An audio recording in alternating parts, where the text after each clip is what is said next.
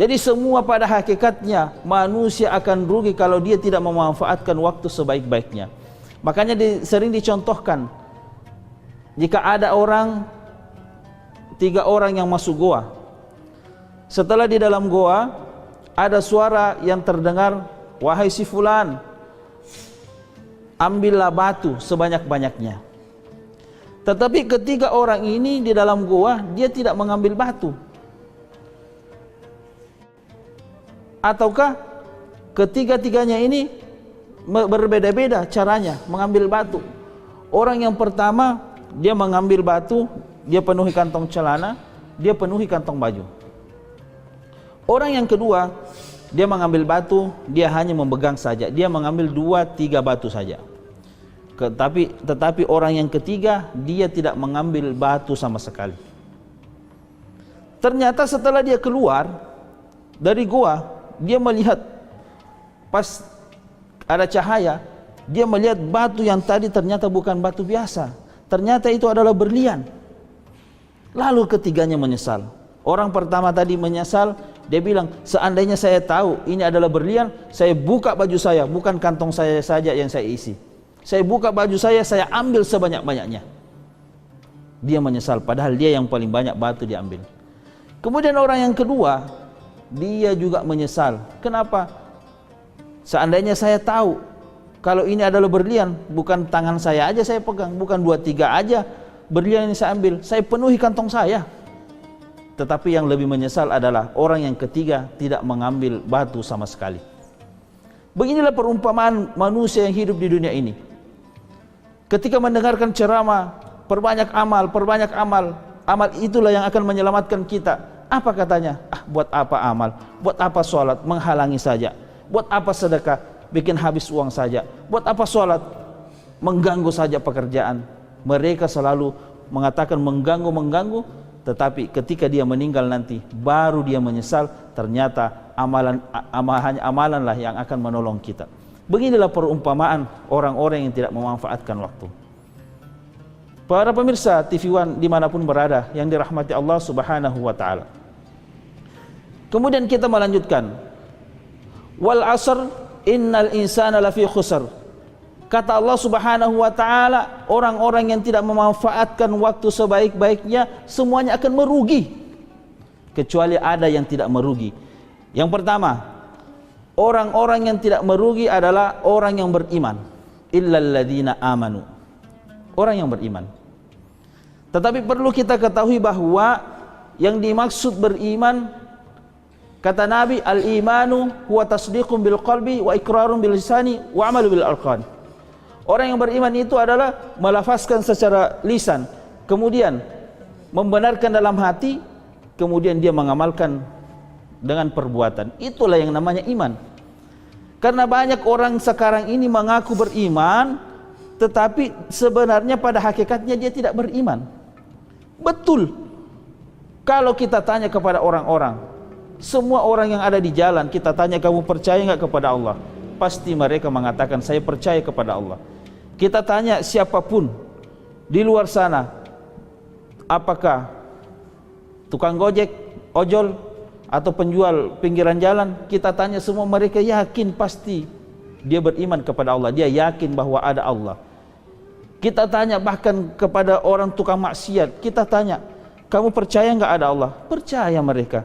Kamu percaya nggak ada surga neraka? Percaya mereka. Kamu percaya nggak engkau akan mati? Percaya. Kenapa kau berjudi? Kenapa kau berzina? Itulah karena tidak ada dia merasa iman, dia merasa percaya, tetapi tidak ada dari dalam hati. Tidak ada amal soleh. Makanya iman dan amal soleh ini juga harus berbarengan. Makanya di dalam Al-Quran, setiap ada kata-kata iman, pasti ada amal soleh. Walladzina amanu wa amilus solihat. Innal ladzina amanu wa amilus solihat. Setiap ada kata-kata iman, harus ada setelahnya ada wa amilus solihat. Karena orang yang beriman tanpa beramal soleh, maka itu gugur. Dan itulah yang namanya iman sebetul-betulnya. Apa yang dimaksud iman sebetul-betulnya? Imam Syafi'i pernah suatu ketika menyuruh cucunya untuk menjual emas. Sampai di penjual emas. Dia mau jual emasnya, dia bilang, "Pak, tolong beli emas saya." Setelah diperiksa emasnya, ternyata emas itu bukan emas asli, emas palsu. Kembalilah cucunya ini, dia berkata kepada Imam Syafi'i, "Kakek, ini emasnya emas palsu, tidak laku lagi." Langsung tiba-tiba Imam Syafi'i pingsan. Setelah Imam Syafi'i sadar, cucunya pun ini bertanya, "Loh, kenapa engkau pingsan, kakek? Ini kan sesuatu hal yang biasa saja, kenapa engkau pingsan?" Kata Imam Syafi'i, "Saya pingsan bukan gara-gara saya butuh duit. Saya pingsan akan tetapi saya pingsan gara-gara emasnya tidak jadi karena emas palsu. Saya teringat ayat Allah Subhanahu wa taala mengatakan, "Wa minan nasi may yaqulu amanna billahi wa bil yaumil akhir wa ma hum bimu'minin." Nanti di hari kemudian banyak orang yang mengaku-ngaku beriman dan beriman kepada yaumil akhir, tetapi kata Allah, "wa ma hum bimu'minin." Banyak orang nanti datang kepada Allah, "Wahai orang-orang beriman, masuklah ke dalam surga." Banyak orang yang antri ingin masuk, diusir. "Engkau tidak beriman, imammu iman palsu." Sebagaimana emas tadi, emas palsu ditolak. Orang yang beriman dan mengaku beriman tapi iman palsu akan ditolak, kata Imam Syafi'i. Jadi banyak orang nanti ketika ditanya, "Mau masuk surga, kamu mau masuk surga gara-gara apa?" "Oh, saya rajin sedekah." "Bohong, imanmu iman palsu. Kamu cuma bersedekah gara-gara ingin dipuji.